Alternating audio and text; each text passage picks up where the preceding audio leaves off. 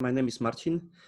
I live in Poland, where I run a software consultancy called Software Mention with my partners. We are around 70 developers right now, and one of the areas we do is multimedia.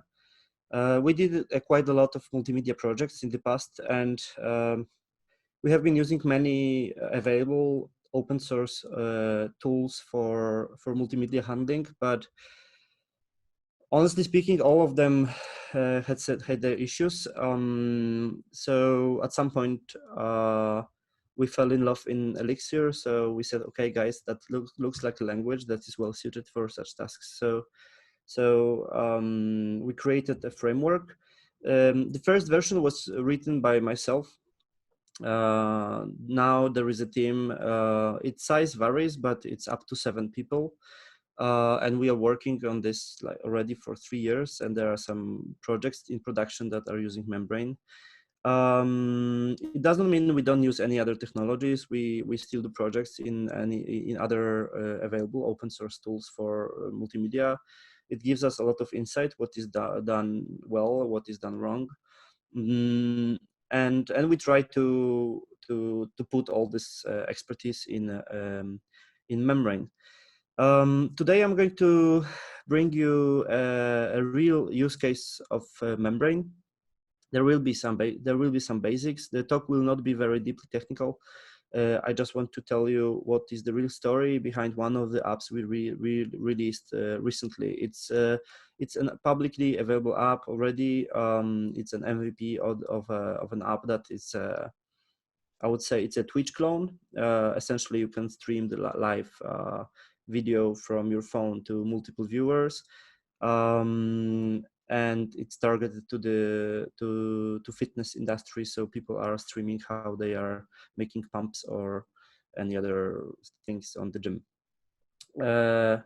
And the whole multimedia part is based on Membrane.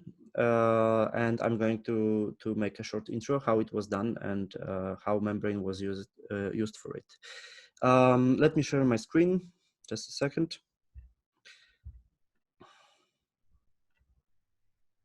All right.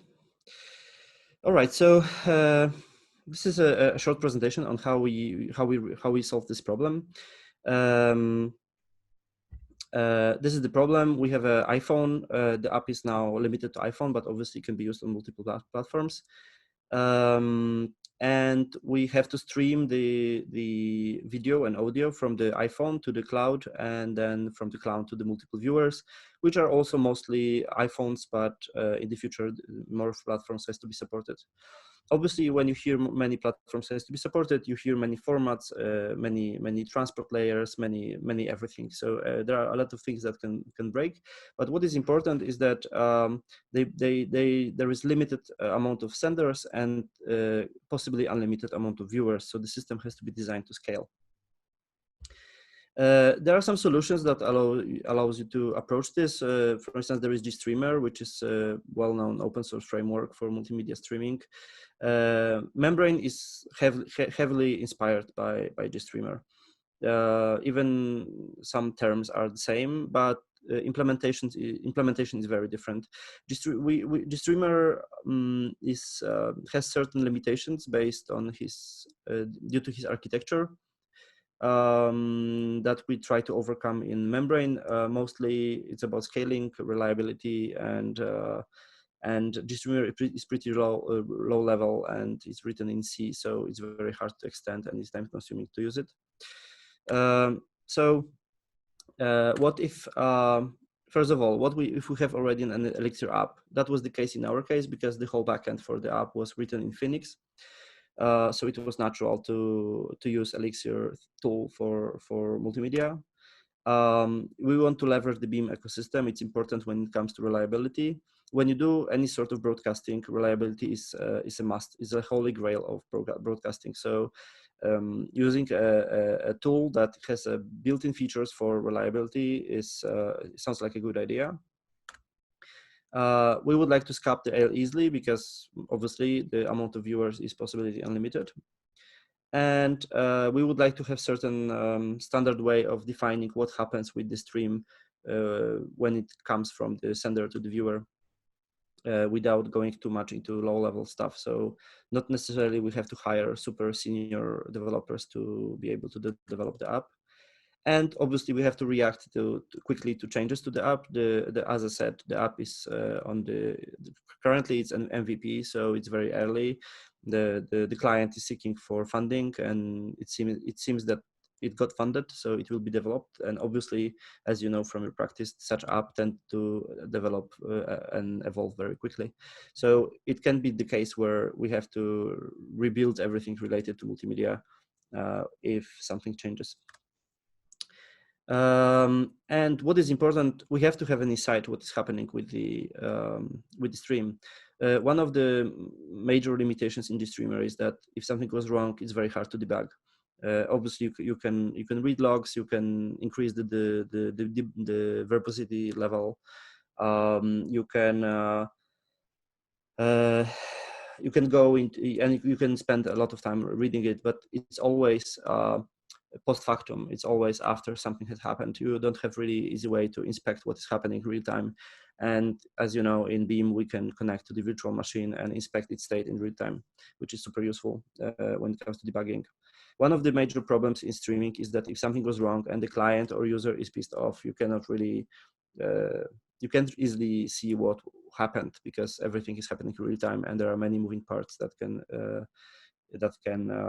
influence the process. So any tool that allows you to inspect this in real time is very useful. And here we get them out of the box. So, and resiliency obviously, if part of the system fails or part of the stream fails, the whole system should remain stable. So again, Beam is cool. So we decided to use Membrane, despite the fact that it's still pretty early product. And a few concepts about Membrane, how it works. The core idea in Membrane is an element. An element is you can think about it as a black box that does something with the stream that goes through it. So for instance, if you have a MP3 file, you have an element called MP3 decoder, and you can put MP3 into it, and out of it comes the decoded audio. And you can have multiple elements. And depending on the function, these elements have different names. If element just outputs the data, it's source. If it only consumes the data, it's sink. And if processes the data, it's filter.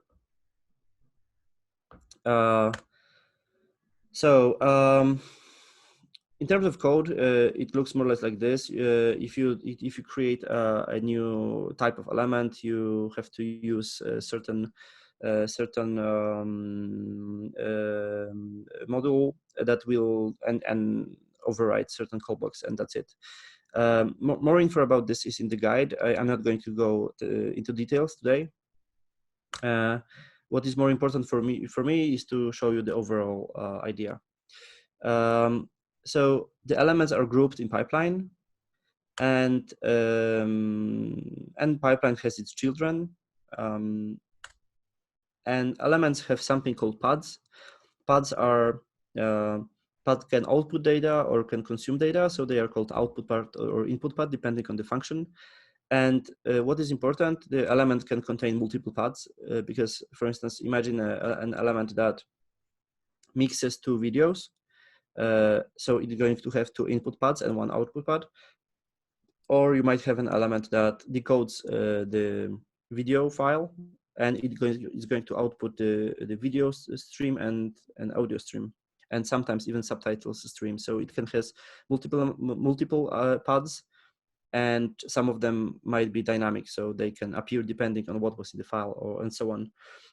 This complexity is one of the reasons why we haven't been using GenStage, because it looks similar at the first glance, but if you go into details, you easily see that the GenStage was made for a bit simpler tasks, but the whole idea is quite similar. And you can link the paths together, so the data flows from one element to another. Most elements, there are two types of elements or paths. Some of them push data and some of them pull data. There are, for instance, the example of element that push data, it can be a UDP source, which is going to push the data as soon as the packet arrives. The type of element that can pull data is the file sync, which saves the data to the disk, which is going to ask for more data as soon as the previous write was finished. And the pull elements are sending demands to the previous elements in the pipeline, and they respond with buffers. And buffers are some chunks of data. Additionally, there are some events, for instance, end of stream, start of stream, and many other custom events, which are specific to the element, which are flowing aligned with the buffers. So we can do sorts of signaling. And sometimes the elements are outputting the notifications, which are not aligned with the buffer stream. For instance, if we have an element that is measuring the volume of the audio that is flowing through the filter, we can set it to output the audio level every 100 milliseconds, and it's going to notify it about it, regardless if the data is flowing or not. Obviously, it all depends on the use case. Sometimes you want to, let's say, output the level every 100 frames, and then it's different element. But if you want to have an element that does something, let's say, periodically, that then is going to communicate with the rest of the app over notifications, which are, you can understand them as sort of wrapped messages, which are pretty easy to handle. As you can see on the code, you have just callback, and that's it. And coming back to the app, I would like to discuss is that was the overall architecture, that we have an app that is talking to certain cloud application that was based on Membrane and Phoenix. And we have mobile apps with clients and mobile apps with viewers. And we decided to use RTP, which is pretty standard way of transmitting live video and audio from the sender.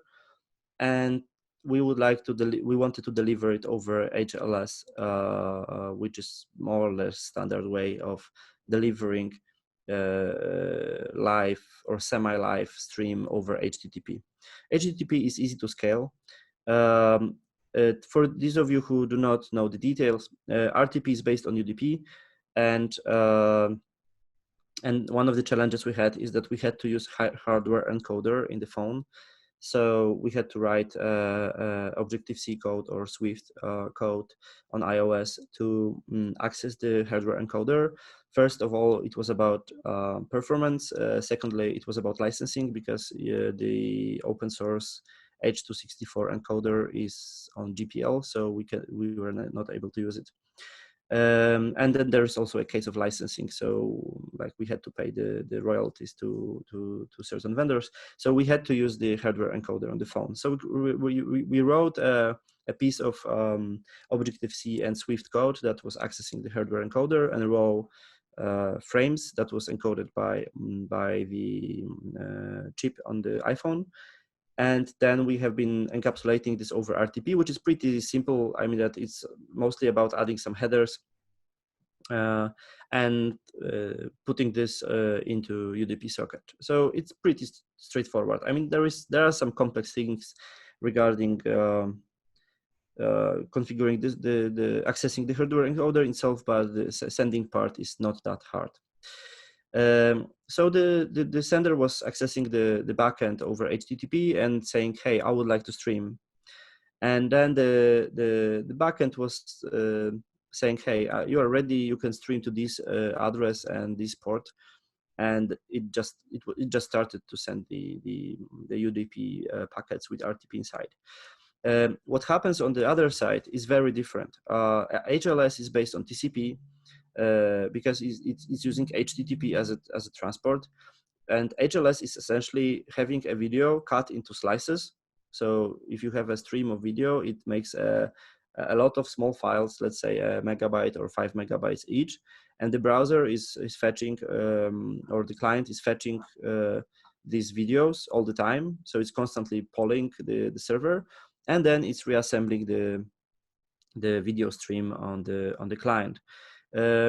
It adds some latency because obviously these chunks have a few seconds of duration, so and you need to buffer a few of them, so it's not really real time, but it has it's easy to deliver because it's just HTTP and you can put this anywhere, any static storage, and it's going to work, and it's easy to scale. Because you can cache it, or you can you can use as storage like we used as we in this project we use Google Cloud object storage. So the capacity is enormous.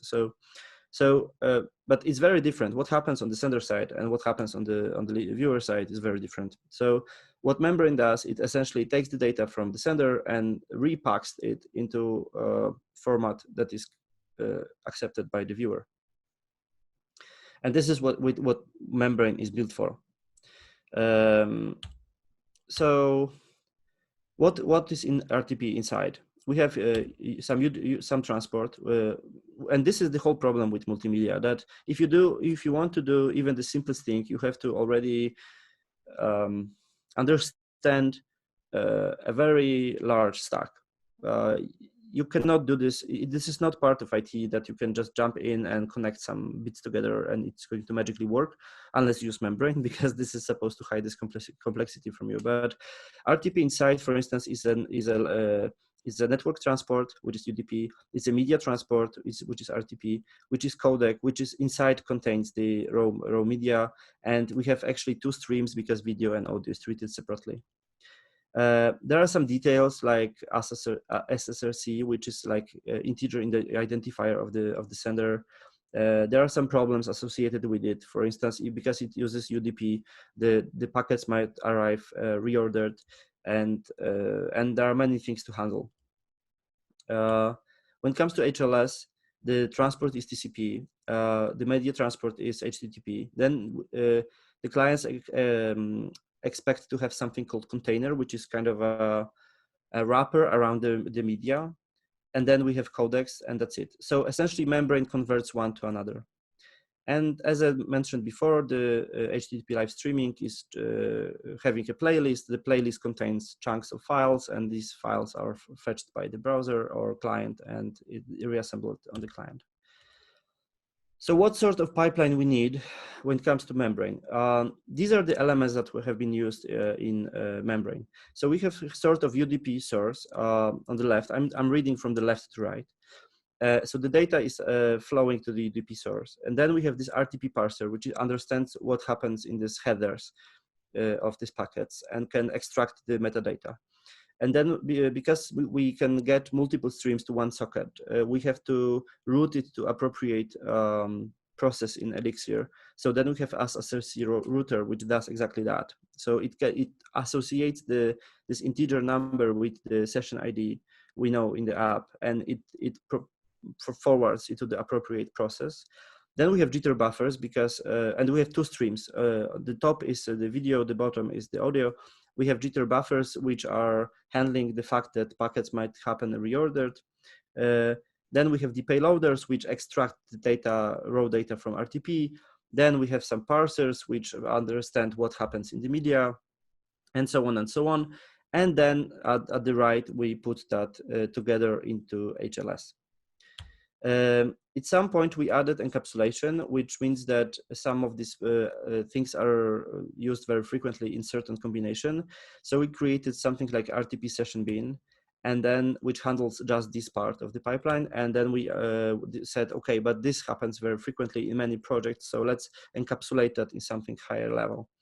And we added something called bins, which essentially they allow to create higher order elements from elements. So all this part of pipeline here is wrapped into one Uber element called bin that does all this, and you can reuse it in your apps.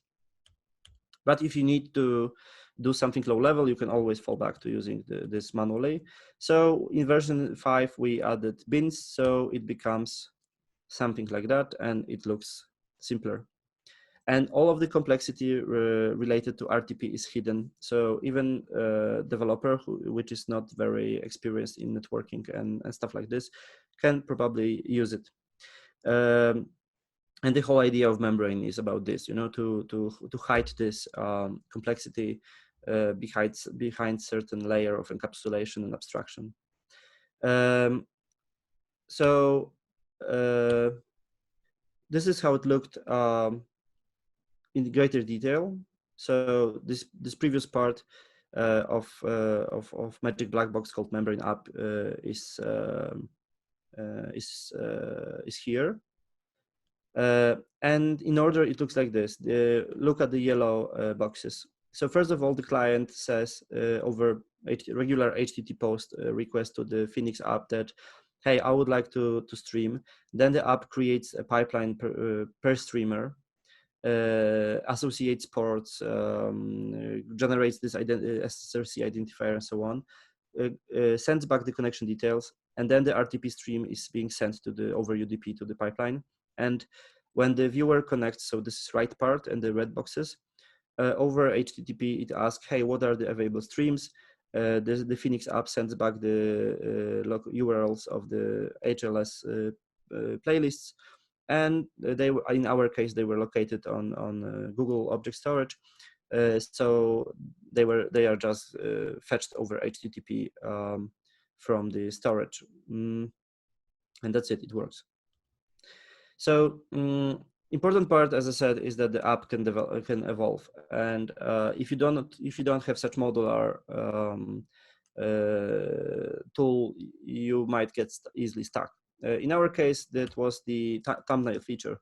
So the client at some point requested, okay, but I would like to make a view in the app that shows the preview of the videos, but I mean the live videos, the videos that are being currently streamed. So we had to add a feature that essentially takes every nth frame from the stream and saves it as JPEG, and this is being sent to the client. So previously it looked like this. After adding this, it looked like this. So we added an element called T, and T is just an element that splits the stream into two. So the bottom part after this T, I cannot show the cursor because of some limitations of Zoom, but if you go from T to the right, you go to the bottom, this part of pipeline is unchanged. We added just the upper part of the pipeline where you have H264 scissors, which is an element that can capture every nth frame from H264 stream. And then we have video JPEG, which is capable of converting the H264 frame into JPEG still frame. And then we have some video to thumbnail that is shrinking it and so on. So as you can see, you can easily add a new feature and a new thing that does something with the stream without rebuilding the rest. So it allows to quickly evolve the app without rewriting the important pieces of functionality. So why I would like to use it? Well, first of all, it's a certain standard way of defining the primitives. If you ever have been programming the low-level multimedia and you are using some existing libraries, I'm talking about codecs, encoders, decoders, whatever, you will see there is no common pattern on how the API are built. Some are thread safe, some are not. Some are context APIs, some are pretty awful. You will see everything. So Membrane is giving you a like uniform layer on top of it. You can use high-level programming language. If you ever tried to build something based on GStreamer or FFmpeg, not being called as a process, but I mean using actually the libIA file, which is beneath that, you know how time-consuming it is. And here you can use Elixir, which is very, very, very nice and high level. And you can easily incorporate this with your existing app. So you do not have to create any private APIs to communicate between your multimedia part and your backend, or so you can just call function from one part to another or pass the message or whatever your architecture is. So what next? The next thing we are working on is WebRTC. For these of you who don't know what WebRTC is, it's a standardized way of creating real-time connections and it is implemented in all modern browsers. So if you are using Hangouts or Google Meet or any other app that is using a video conferencing built into the browser, you are using WebRTC beneath. WebRTC is not one thing; it's a composition of many other standards, and RTP we have been using in the app is one of them. So it's more like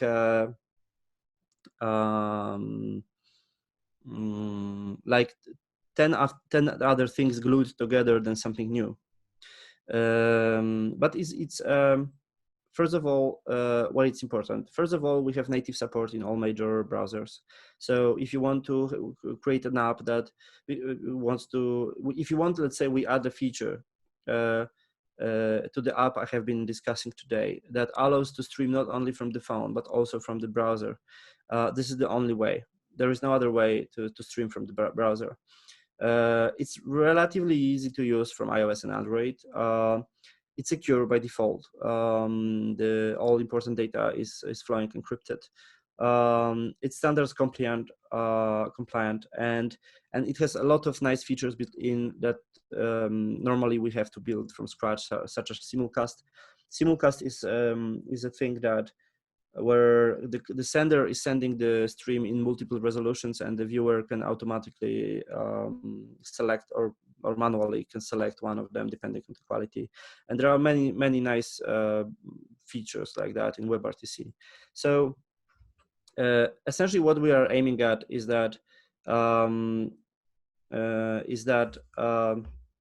this pipeline we have is going to become this pipeline. So the only difference will be that we are not going to be sending raw RTP over raw UDP, but we are going to send WebRTC, which can be a stream from the browser. This graph is obviously oversimplified. WebRTC is more complex than this, but this is the idea. So as you can see, you can reuse the same code and add a new client without a lot of effort. So this is the plan for Membrane. This is the biggest milestone we are going to have. So just a second. And what is the status quo? There are many things to implement if you want to have a WebRTC. There are some codecs because there is more than one codecs defined as a standard in WebRTC. There are transport layers. This is signaling, which means how the two peers are going to talk to each other and negotiate the connection, encryption, and many more. When it comes to encryption, for instance, we are limited by Erlang, by the Beam virtual machine, because some things regarding DTLS are not written properly or not implemented yet. So it might happen that we are going to contribute to the Erlang core just to make this available. And we are halfway to go. Some parts of this are already working, but there are still a few months of work ahead of us. But I think it's still possible this year that is going to be available. And if you need some more information, here are the Twitter handles of Elixir, of the company behind Elixir, of Membrane, of company behind Membrane, and there is my Twitter handle. We have a website. There is a guide, which is, I think, pretty straightforward. Discord, where you can talk to the developers directly. Email that is read by me. And I would like to say many thanks to Dominik Stanaszek, who was working on this application, and he made a significant part of this presentation, and the whole Membrane team. Because, as I said at the beginning, I'm rather supervising the team right now than building new versions by myself. So it won't be possible without all these guys that are listed on the website. And thank you very much. I hope that was interesting to you. I'm going to leave the screen for a second if it was shown too short. I think we have a 5 minutes left, so I'm going to switch in a second to the QA. And thank you very much. I hope that was inspiring, at least to some of you. It was excellent. It was a very insightful presentation, Marcin. Thanks so much. Very good. Okay, so I'm switching to the QA, right? We do have some questions indeed. Let's see if we can address them right away. One is here. Is it possible to use membrane together with nerves, for example, to pre-process a picture or video before uploading it to a server? We never tried, but I see no reason why it should not be possible. Mm-hmm. Right. Because, okay, some elements in membrane are just wrappers around the C libraries. So because in some cases there is no point to write a certain piece of code in Elixir because of the performance reasons, especially when it comes to encoders and decoders that should be written in something low level, and sometimes due to complexity.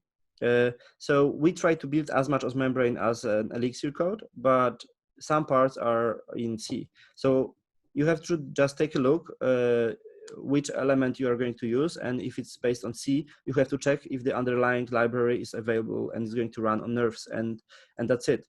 And I don't expect any major problems with that, to be honest. And all the rest is written in Elixir, so if you can run Elixir, you can run membrane. Good. All right. We have time for maybe one more question. Could you go a little bit more into detail about the changes needed for BIM for the encryption? It wasn't implemented by me, but from what I know from the developer, it was something about missing headers in DTLS handshake. Yeah, so you can, if you need more questions, you can ask on Discord.